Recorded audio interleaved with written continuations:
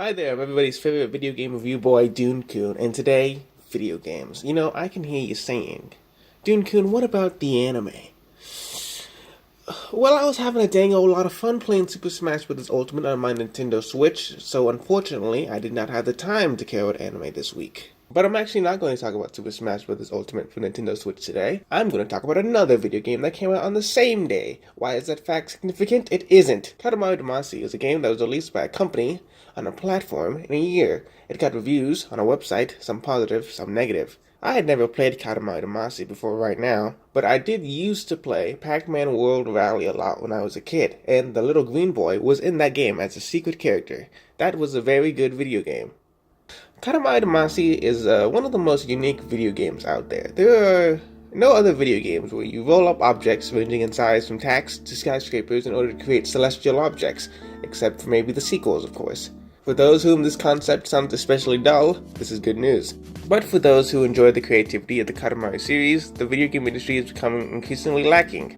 Despite its moderate success, the Katamari Damacy series has failed to steer the course of the mainstream video game market, ironically probably because of the same creativity that made it popular. In a recent interview, Katamari Damacy creator Keita Takahashi said this about the game. "I know Katamari made some people happy, but maybe just a small amount of people. Not like a AAA title with a billion people. Not like a Fortnite or a GTA, blah blah blah. I don't think I made a change in the industry, or just not enough." The stagnation of the video game industry is an already well discussed topic, so I won't get too into it, but since I mainly review other things on this channel, I'll give a brief description. Loot boxes are either making things pay to win, or essentially gambling. Actual gameplay is being de-emphasized in favor of Hollywood-style narratives. Games as a service.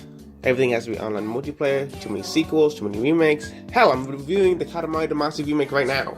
But this isn't to say that video games are bad now or that they were better before. Some of my favorite video games have come out in recent years. Persona 5, Yakuza 0, Super Smash Bros. Ultimate for the Nintendo Switch. Sure, these are all sequels to games that I liked before, but that doesn't mean they're not good. I'd compare the current video game industry to the era of classic Hollywood cinema. The movies made during this time all conformed to specific genres and followed pretty standard plot structures. A lot of movies were being made, and a lot of them were the same. You went to the movies to see a western, and by golly, you got one. Producers were happy, the average consumer was happy, and a lot of movies made during this time were considered classics. Movies were the most formulaic and the most profitable. This is the reason why I equate Hollywood's golden age with today's video games. We've cracked the code. We know how to make good video games now. When you buy a game, you know what to expect. The Legend of Zelda on the NES was a game where you play a little green guy and go slashing with a sword. The Legend of Zelda 2, The Adventure of Link, is a side-scroller. Why? Who knows? Nintendo sure didn't. They had nothing to go off of. Games used to be squares, like 7 years ago. Eventually, they figured this shit out, and well, it's called the Zelda formula for a reason. And yes, every Zelda game was a 10 out of 10 masterpiece, and every installment of the franchise adds something new to the experience, but at the core they're the same. On a grander level, how many shooters use the right trigger to shoot? All of them. It didn't always used to be like that. It used to be like the B button. In Ape Escape, you could shoot a slingshot with the X button. It doesn't have to be the right trigger. Yes, it makes sense that pulling the trigger of a gun is analogous to pulling the trigger of a controller. Yes, popular games did it, and others copied, making it a de facto industry standard. And yes, everybody is fine with it, and nobody wants to change. If you got any of those, you're dumb and you don't understand the point of this video. In Katamari Damacy, you can't jump. Why? It would be easy to include. Later games in the series had a jump button, so why can't you jump in the first game?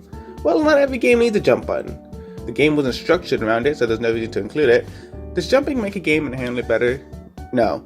Here's another quote by Keita Takahashi. "I'm trying to go against the current trend of games right now. You know, shooters or fighting games. They never change, but almost all people love that kind of game, which I understand. Shooting or fighting is kind of fun, but as a game designer, that's kind of sad, because we couldn't provide a different perspective for the player. I understand fighting is fun, but this is a different perspective of fun.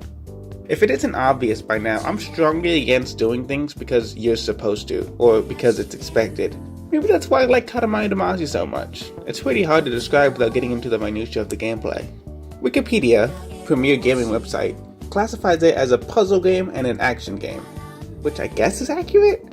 I wouldn't describe what I'm doing as solving a puzzle, but there is technically action happening on screen. It seems like action is the I don't fucking know genre, because Nobi Nobi Boy is in it too, and Nobi Nobi Boy isn't even a game, it's just a thing. Even though I'm writing, and now recording, and will later edit, a video about the originality in the game industry, I am admittedly part of the problem. I've loved playing Super Smash Bros. Ultimate for the Nintendo Switch, which is the pinnacle of originality.